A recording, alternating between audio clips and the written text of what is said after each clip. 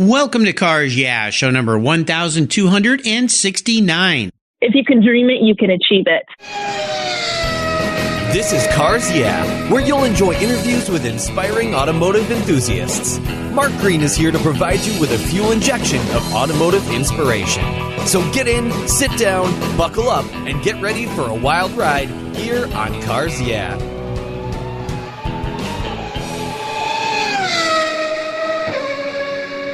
Hello, automotive enthusiasts. I'm revved up and so excited to introduce today's very special guest, calling in from Wilmington, Angela Ruch.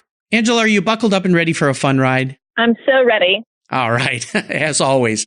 Angela Ruch is a NASCAR driver, a racer with Nemco Motorsports in the 2019 NASCAR Gander Outdoor Truck Series. Racing happens to run in her family, and she is the niece of former Daytona 500 champion Derek Cope. She and her twin sister Amber Cope made NASCAR history back in 2010 by being the first twins to compete in one of its top three series. That is really neat. Her debut at the historic Superspeedway in the number 8 JJ Resources Chevy is one for the record books.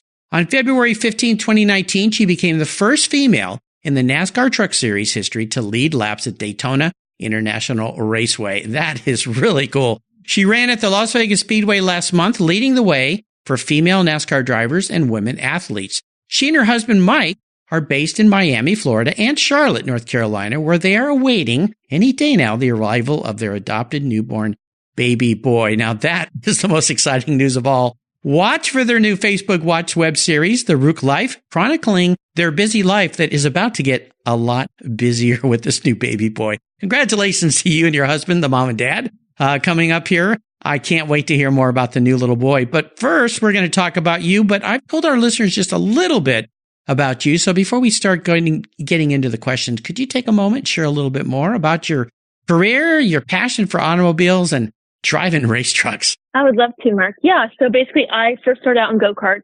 I got a go-kart for Christmas, and I was 9 years old, not really knowing what it was. And ever since then, I was winning races left and right, and it just became a passion of mine, and it's something I did every single weekend. I felt like I was great at it. So after that, my twin sister and I, side by side, moved up to a late model, was doing really well all over the Northwest racing, and decided it was something serious. We wanted to take it to the next level after that. We were about ready to graduate high school, and, as my uncle, racing was in the family, he's Daytona 500 winner.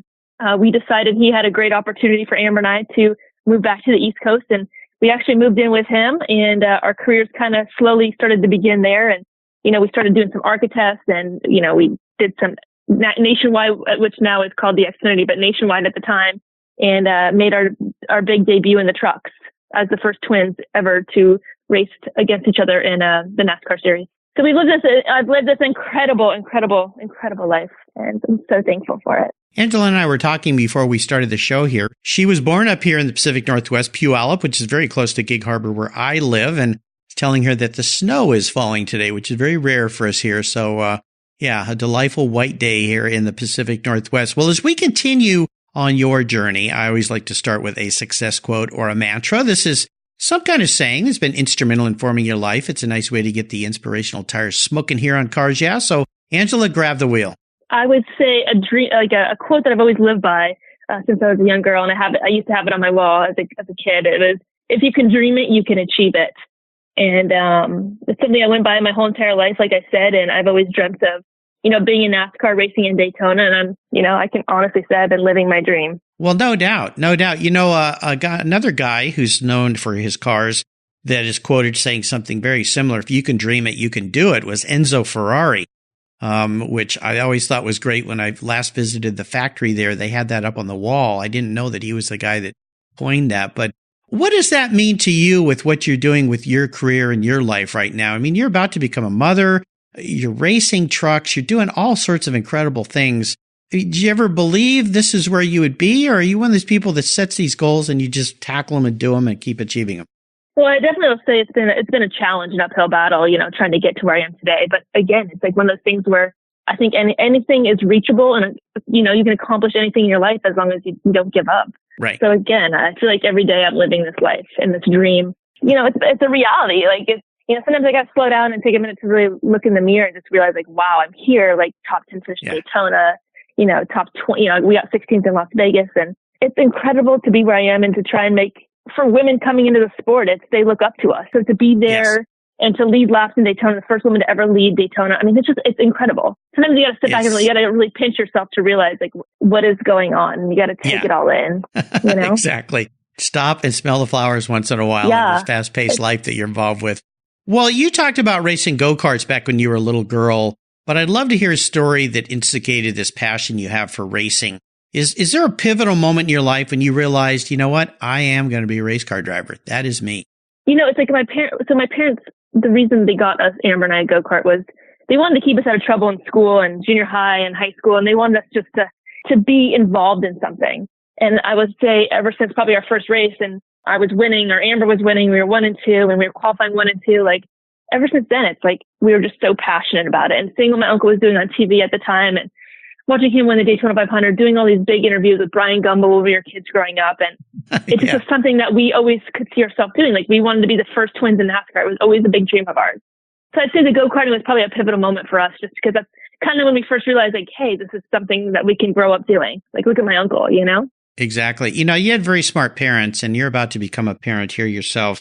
And that's one of the things of becoming a great parent, raising great children, is keeping them actively involved in things, and being an active part of their life, of course, is important, but getting them passionate about something so that they can get focused and they get dedicated to it. It could be horses. It could be surfing. In your case, it was racing go-karts. Your parents were very wise, because that is what keeps kids out of trouble, and it keeps them focused and it keeps them disciplined. And that's what kids need. So, kudos to you for having spectacular parents. That's really cool. Thank you. Yeah, my parents are pretty incredible.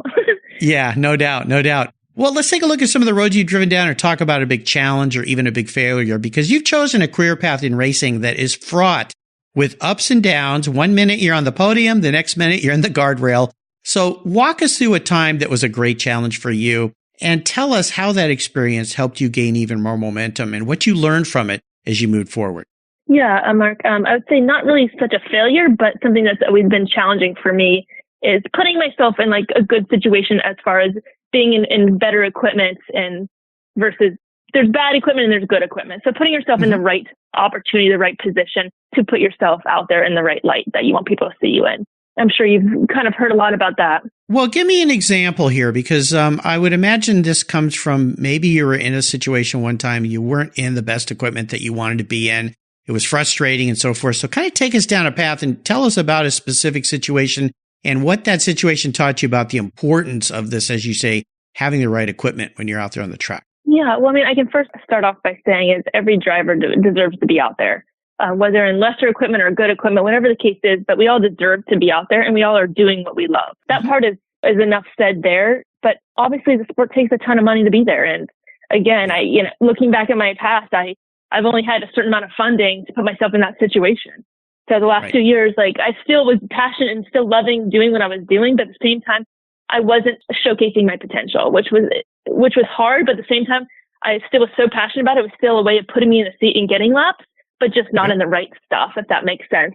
Right. And then, basing it off of what I'm in this year, and this year, it's a dream for me. And I'm living it every day, every moment, having interviews with people like yourself, Mark, and getting this opportunity. It's incredible. Well, I've heard this challenge I've interviewed hundreds of race car drivers now on this show, and money always comes up because racing is so astronomically expensive. And unless you have tons of, say, family money to go into racing or buy your own team and so forth, it's very, very hard to find the funding or the sponsorship. So for maybe another racer, a young racer out there that's getting frustrated and feeling like, I'm just not going to get there, I'm not going to get there, what kind of advice would you give them to give them some encouragement to keep trying, don't give up, and maybe a couple tips or tricks that got you to the situation that you're in now? Really the only thing I could say, Mark, in a nice way, is just, again, not giving up.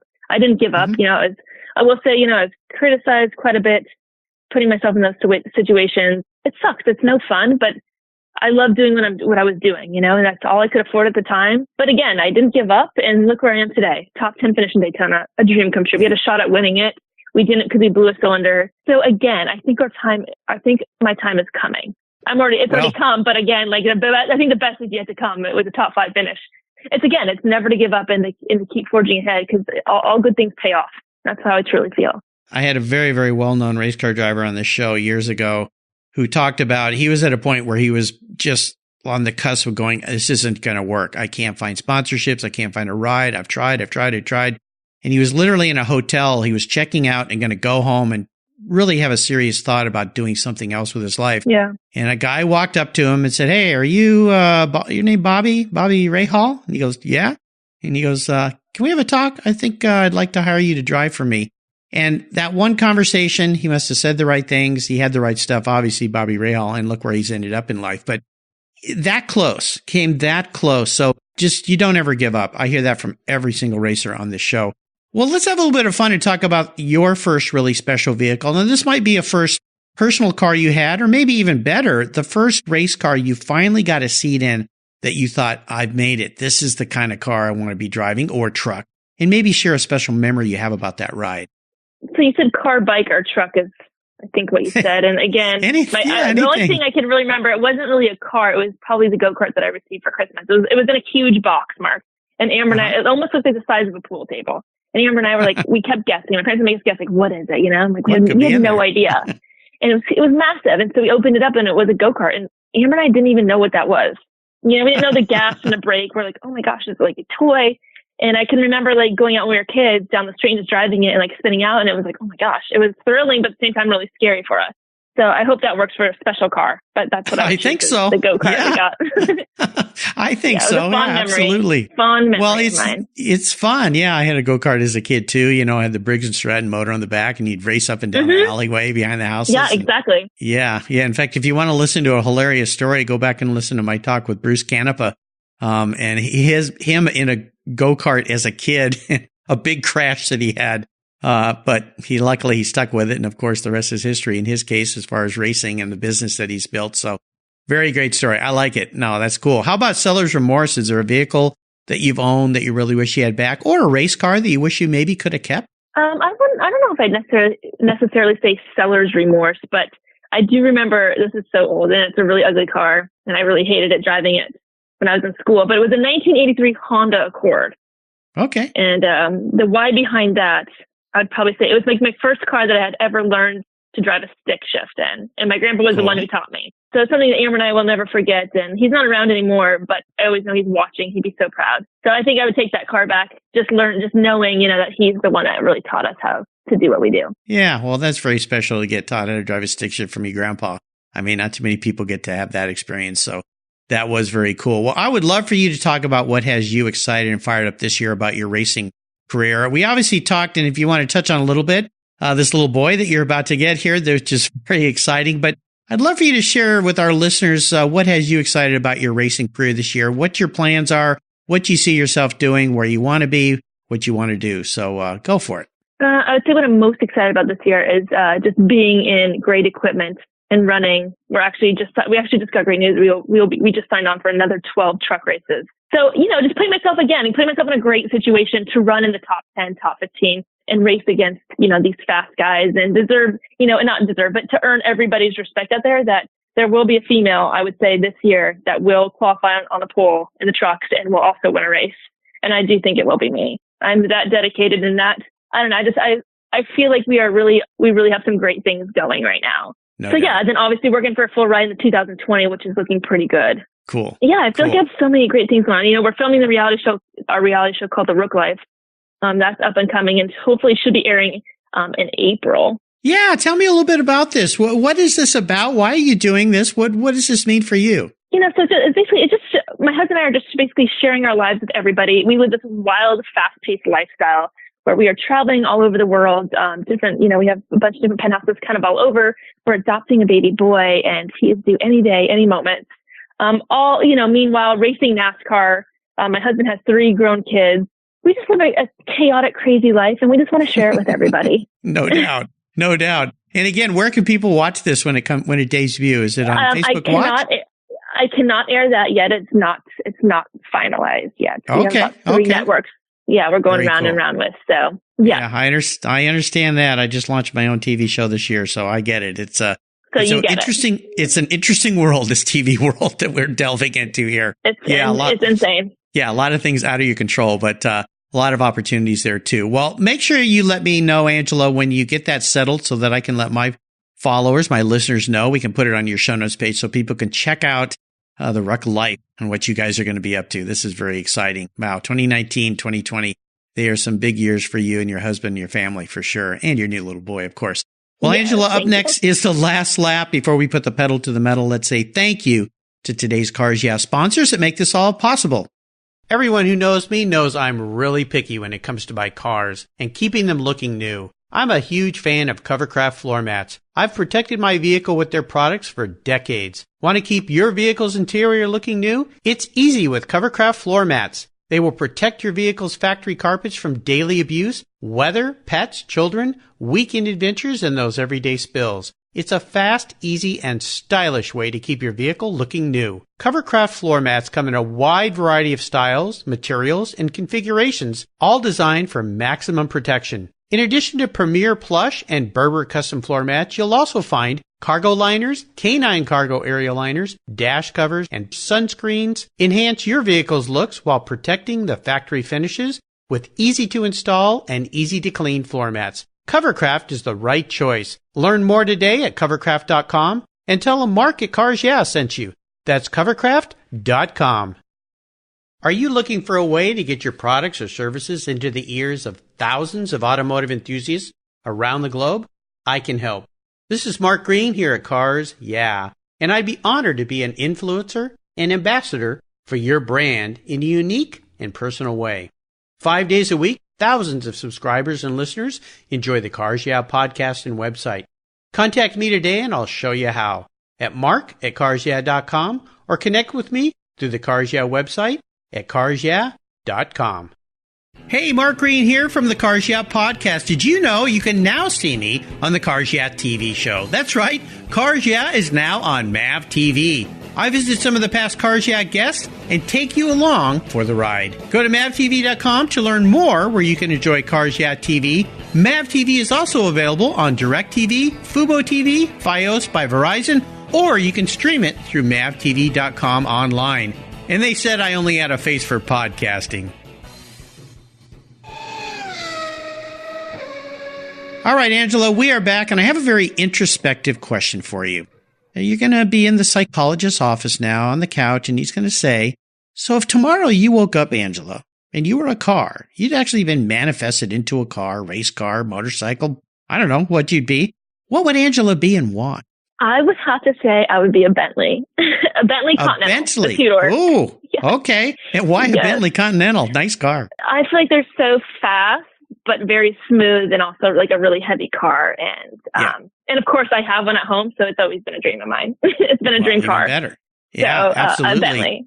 Yes. You know, I got to spend a day at the racetrack up here, Pacific Raceway. Bentley invited me to come up and drive some of their new cars a few years ago. And I almost didn't go because I'm a sports car guy. I've raced cars, and I kind of went, well, I don't know if I want to go drive a Bentley around a track. How fun is that going to be? But I went. I was blown away by those cars. I mean, they're amazing. Incredible power, incredible handling, incredible braking, accelerate. I mean, they kind of do it all. And for a big, heavy car, I couldn't believe it. I just went, whoa. I feel like it's a beast. You know, my husband's not a fan of it just because it's so heavy to him. But I just feel like it's such a luxury car. It's really, obviously it's really heavy, but the stopping points on it are fabulous. You can be up to speed at like no time. And I don't know. I think it's amazing. Yeah, pretty incredible vehicle. Well, we are entering the last lap, and I'm going to fire off a series of questions and ask you to give our listeners some very quick blips of that Bentley throttle. So here we go. Let's do it. Okay. What's the best automotive or racing advice you've ever received? Drive it like you stole it. Oh, there we go. Remind me not to hand you the keys. It makes me laugh every time my sister always says it, drive like you stole it, sis. Drive like you stole it. Yeah. And it drives me crazy, but it's funny. So no, it is. I'm just not ever going to hand you my keys. I'm sorry, but no thanks. Yeah. Yeah, you definitely shouldn't. No, okay, I won't. Would you share one of your personal habits you believe has contributed to your many successes over the years? I don't know if I'd say this is a habit, but I would just say a healthy lifestyle. Yeah, very important. Absolutely. Yeah. And this is going to be more important when you run into some sleep deprivation, which is coming here with this new baby boy. So, yeah, hang in there. I'm ready for it. Trust me. It's the greatest thing. I can do it. I'm sure you can. Now, do you have a resource that you think our listeners would really enjoy, that you enjoy? The only thing I can really think of is following our new reality show, up-and-coming show. It's The Ruch Life. The Ruch Life. Yeah, absolutely. Yep. Well, again, you let me know when that airs, where it airs, and I'll make sure that I share that with all I would love of my listeners. It'd be great. Now, if I could wave a magic wand and arrange for you to have a drink with anyone in the automotive industry, living or deceased, who would that be? It'd be Elon Musk. Wow. Yeah, that's a guy I'd like to talk to. What is it about Elon? Yeah, what is it about Elon Musk that you'd find interesting in talking with him? You know, he's doing stuff that nobody else is doing or has thought of. Yeah. And he sets himself apart from everybody else. He's different. He's just an odd duck. Yeah. But a smart odd duck. Oh, no kidding. Yeah. Major disruptor. That's what I like about him. He blows me away, and he just keeps doing stuff. I mean, when he launched that Tesla out into space with the guy sitting in it and playing the music, I mean, like, this guy is like from another planet, you know? I mean, just exactly. Yeah, he just blows me away. He's insane. Yeah, and there's all these people that kind of talk him down and complain about things, but I'm like, well, what have you done? I mean, look at what this guy has done with his life and just continues to do it. And just keeps thinking of stuff and doing it and making it happen. So, yeah, I'd love to have Elon on this show too. As soon as I do, I'll make sure that I give him your number so that you can sit down and talk to him as well. Absolutely. Tell him he still owes me that cocktail. Oh, okay. Absolutely. that yeah. Drink. Well, drink. That drink. Well, yeah, you may encounter him before I do. So do the same for me if that happens, if you would, please. Absolutely. All right. Mark. How about a book? Is there a book that you'd like to share with our listeners? I would say I love reading autobiographies, and it's probably Ronda Rousey's autobiography. Oh, yeah. Cool. Great. Awesome. Well, we'll make sure we put a link to that. And listeners, I remind you that all these great resources will be linked on Angela's show notes page. Just go to carsyeah.com, type in Angela Ruch. Ruch is the spelling of her last name, and that page will pop right up. All right, Angela, we are up to the checkered flag. This is a flag you've seen many times in your life. This last question, though, can be a bit of a doozy, but it's a fun thought. I'm going to buy you a very cool collector car or a race car, whatever you'd like, something kind of fun to have in your garage, but there's a couple rules to this game. It's the only collector car you can have. You can't sell it to buy a bunch of racing parts with or other toys with, and you have to drive it. I want you to enjoy this car. No garage queens here on Cars Yeah. So what can I buy you today? Mark, you are going to be buying me a 1965 Lincoln Continental. Whoa. Convertible. Okay. Well, now this is a very interesting answer because I'm always kind of surprised by people's answers. Lincoln Continental, a 65 convertible. What is it about that car that you like so much? Well, I think, if I'm correct, I think that was the one that was in the movie The Entourage. And I actually think Denny Hamlin owned it at one time. I remember him driving it down my road when I lived by him. I think he had this exact one from Entourage. And it's a sick ride. It's a luxury. It's six. It will sit up to 6 people comfortably in it, maybe even 7. Yeah. And it's like a 7-liter engine. I mean, it was suicide doors. Yeah. The color would have to be black, of course. Of but course. It's an awesome car. Wow, you can just styling. pull up to anybody in that and just people look. Yes. I'm pretty sure I will get one. You're going to be styling for sure. Wow. Well, I know I've had a lot of restoration guys and fabricators on this show. No doubt I can find you the right car, something very special. But yeah, you kind of surprised me. I hope it comes tomorrow, Mark. Oh, tomorrow. Well, it's snowing here. Yep. I'm not so sure. Convertible. I might have to wait a few days. So if you can be a little patient. You know, you do live on the other side of the country from me, so it's going to take me a little while to drive it over there. Maybe I can wait till the summertime when the weather's not so bad. But wow, that's fine. You surprised me with that answer, which is always great, and I love it. Well, Angela, you've taken us on a great ride today. I knew this would be a fast and furious kind of ride. I mean, you're a lady that just does not slow down. I've really enjoyed your stories and getting to know you better. I want to thank you for sharing your journey. Could you offer us a little parting piece of wisdom or guidance before you drive off into the sunset in that 65 Lincoln Continental convertible? I would just say to anybody listening to always follow your dreams and to never give up. Yeah. And to also follow my new reality show coming out called The Ruch Life. Absolutely. And what's the best way for people to follow you in your racing life? You can follow it on The Ruch Life as well, because it will be a big part of the show, or also my personal page, Angela Ruch. Okay. Yeah. Awesome. Great. I'll make sure I put links to all those. Follow what Angela's doing. I think she's going to surprise the heck out of you. She's out there having some fun, living the dream, doing what she wants, sharing her life with everybody. Can't wait to see the new show. Can't wait to see how the racing goes this year. No doubt everything is going to be fantastic in 2019. And again, congratulations on the new little baby boy. You'll have to email me a picture as soon as he arrives and that stork comes flying in from the northeast, southwest, wherever storks come from. I think it's fantastic. Really excited for you and your husband. Thank you for being so generous today with your time and expertise and for sharing your many exciting experiences with the listeners. Until you and I talk again, I'll see you down the road. Thanks so much, Mark. Had a great time. You're welcome. Thank you.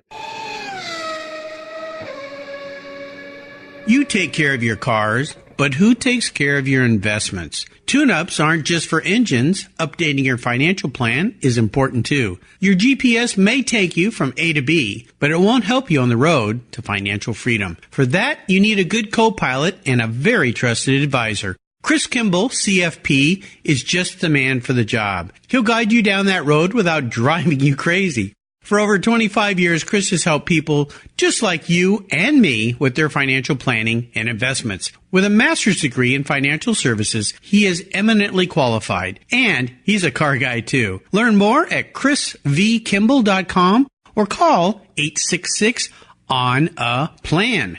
Securities through Money Concepts Capital Corp., member FINRA SIPC. CK Financial Services is not affiliated with Money Concepts Capital Corp. Thank you so much for joining us on today's ride here at Cars Yeah. Drive on over to carsyeah.com to find show notes and inspiring automotive fun. Download your free copy of Filler Up, a fun book filled with gorgeous photographs of fuel filler fun, including quotes from more inspiring automotive enthusiasts. Download your copy today, and we'll see you next time on Cars Yeah.